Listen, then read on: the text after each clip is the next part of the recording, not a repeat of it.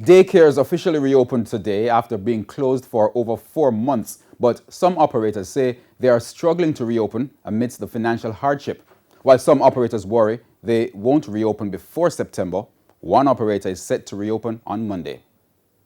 New York City Daycare Kindergarten and Preparatory School in Old Harbor, St. Catherine was all set to receive children on Monday.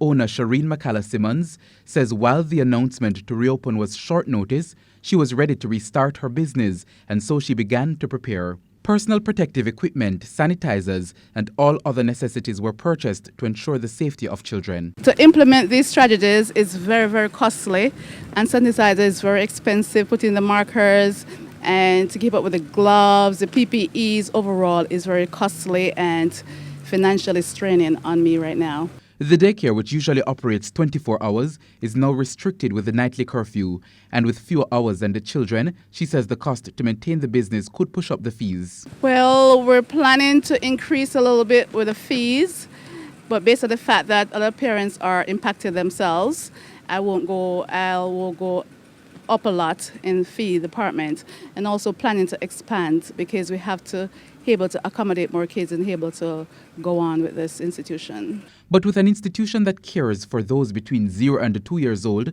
how does she intend to ensure they follow safety guidelines? Well, it's very hard to keep them apart because they're babies, and we have to try our best, our staff and myself will have to try our best to keep them apart from each other. We try, kids under 2 years old cannot wear a mask. So we're going to have to try our best to keep them apart and to maintain the physical distance and to keep them safe. On the other hand, another operator is finding it difficult to reopen. Gloria Williams, the owner of Kidsville in Spanish Town, St. Catherine, says due to the cost of reopening, it might take her a little longer. We need some time. We need some time because we have to get stuff, the furniture for the children, the spacing. Normally we do all of this for reopening of school, but this is a little technical for us. Due to the financial burden, both are appealing to the government to provide some assistance. Yes, we would like the government to give us some assistance to reopen because it's very costly. We cannot accommodate the amount of kids that we used to top off the overall bill.